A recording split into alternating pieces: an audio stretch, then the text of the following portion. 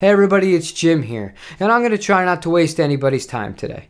I realize most people that click on these sorts of videos, they're primarily interested in seeing the guitar and hearing the guitar being played through an amplifier, as well as finding out if I had any issues with the playability or the quality control of the instrument. All of that is extremely understandable because of the price and the fact that it is a Gibson custom shop Les Paul. But before we check the guitar out, there's a few things that I want to say to start off today's video. The first is thank you to my Sweetwater sales representative, Tyler Moore.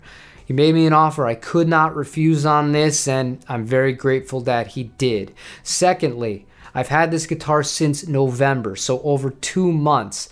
I waited to make this review because I wanted to be out of the honeymoon period so I could be as objective as possible. With all that out of the way, let's put this on the bench and check it out.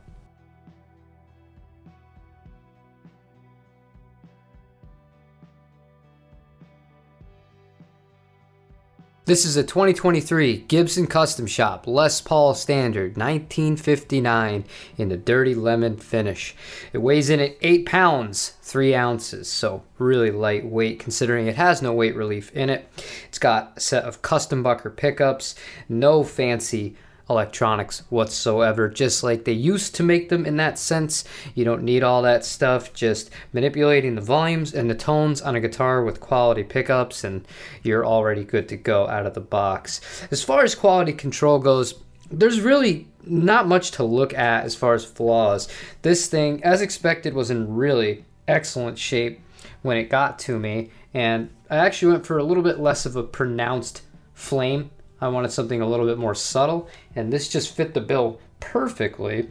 And considering that I've just been playing this guitar, nothing has been changed on it as far as the strings or even really cleaned it all that much. I just play it and don't think much about it. It's held up really well. One thing that I did want to address out of the box, this was not intonated at all, really. You had the E, the A, and the D strings were pretty close. But once we got to these 3 strings, the G, the B, and especially the E was almost a full half semitone off at the 12th fret. And honestly, it was annoying, but it wasn't a big deal. It took me just a few minutes to get that fixed and dialed in, and that's pretty much the only real thing I had to do with this guitar that wasn't done right out of the box, I guess, so to speak. But I mean, it is what it is. When it comes to the R9, this thing really has 2 standout features to it to a lot of guitar players compared to some of the other historics from Gibson. First, you get a flamier top compared to something like an R8, and the second thing is the neck profile itself. I was expecting this to be a little bit bigger, if I'm being honest with you. It is fantastic, do not get me wrong, but it's not really intimidating at all. Some people I read on the internet, they're a little bit hesitant on getting one of these guitars because they're afraid it might be a bit too much as far as the thickness goes, but to me, it just feels really comfortable, not too big. Maybe an R8 I could see people having a little bit of a tougher time with, but these modern reissues, a little bit skinnier than some of the ones that I've played from the late 90s or even the early 2000s. And I know to some people this might sound surprising, but I've had a lot of good experiences with Gibson, and this is absolutely up to standard in my book as far as how the frets are level and also how they feel on the actual fret edges. It's a smooth playing experience, and it's a guitar that I easily find myself losing hours with at any given day. As I flip this guitar over to show you the back of the neck and the body itself, it dawned on me that I probably should have taken a rag and some polish and cleaned this off. There's a little bit of dirt from my hands still on the guitar as it sits, but I think it's a testament to show I don't baby this guitar. This is something I look at as a musical instrument, not an art piece, and I've had other guitars where I've felt the need to really take excess care, wipe it down every single time I'm done playing it, make sure the strings are super clean after every session, and I don't know, this guitar doesn't really make me feel that way. I just look at it as a musical instrument that I enjoy sitting and playing with, and if it gets a little dirt or a little bit ding here and there, I'm not really too bothered by it, as crazy as that might sound. Overall, the quality control on the instrument itself is great, and if you're wondering why am I back to the case, it's because the only real issue I have is a small one, but I expect a little bit better from an instrument of this value. The inside of the plush here on the lift-in, it's really starting to come off, and I haven't really done anything other than play the guitar, put it back inside of it, and move it around the room. It hasn't really left the house or anything like that. And there's a few other spots towards the bottom and then towards the top of the instrument's case too, where it's doing the same thing. Not the end of the world. I could always add in a little bit of that adhesive to kind of make sure that that's a little bit of a tighter fit, but outside of that, I have nothing to complain about. For today's demo, we're going to be using two different amplifiers, the Tone King Gremlin Combo and the Friedman Pink Taco version 2. They're both going to be mic'd up by the Shure SM57. On the pedal board, we're only going to be making use of two pedals, the Brown Amplification Protein in conjunction with the Tone King and the Strymon Volante for our reverb and delay on both amplifiers.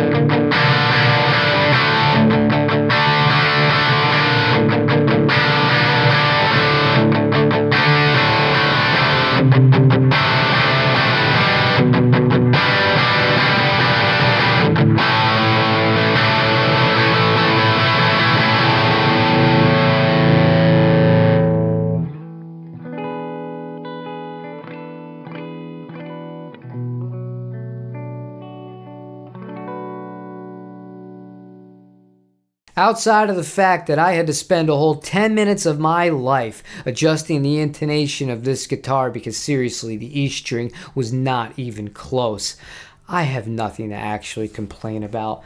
This guitar is incredible. I love it. There's a reason why this is the one that so many people, they lust over. They dream of owning one day. The neck is to die for. It is my favorite neck carve of all time. And I do not say that lightly. I love the way that this guitar feels to play. It stays in tune, amazing. Even with the factory setup and the factory strings, which I am finally going to change after I finish filming today's video and polish the frets as well. But the thing is stable, it sounds great, the pickups are fantastic, it's a really balanced feel. My Jaguars weigh a little bit less than this, but this doesn't feel as heavy because of the weight distribution on it, which is just a small little detail, but I found that interesting after playing this for the last 2 months and switching between guitar to guitar. And really, I have nothing negative to say about this. The elephant in the room is the price, and it's a lot of money. Is this worth twice as much money as, say, a Wildwood Les Paul Standard? Because to me, they have the best deal on the market for production model Gibson guitars.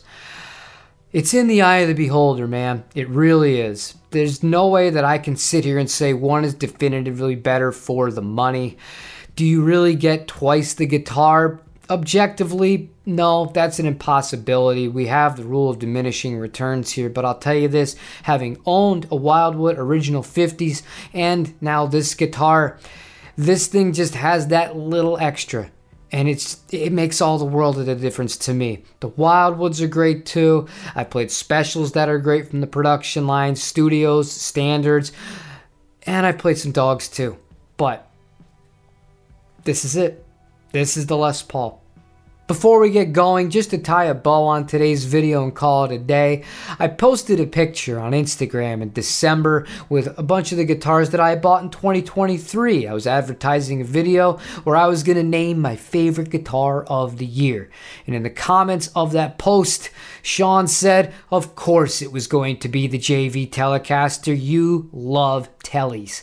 And I responded, what if I told you my favorite guitar of the year was not only not pictured, but not a Telecaster? I think he was a little confused by that. But hope if you're watching, Sean, you know now, this was it. This was really my favorite guitar of the year. I love this guitar, and I would dare say this is the ultimate midlife crisis. Being a man of my old age of 40 now, I am a boomer. Thank you all for watching and putting up with my dry sense of humor. I appreciate and love every single one of you guys. I really do mean that. Let me know in the comment section down below what you thought of today's video and what you think about these guitars or Gibsons in general. If you have any experiences, I'd love to hear all about them. Don't forget to tell somebody in your life that you do love them, because life is short, and I hope you enjoy the rest of your day. Take it easy, everybody.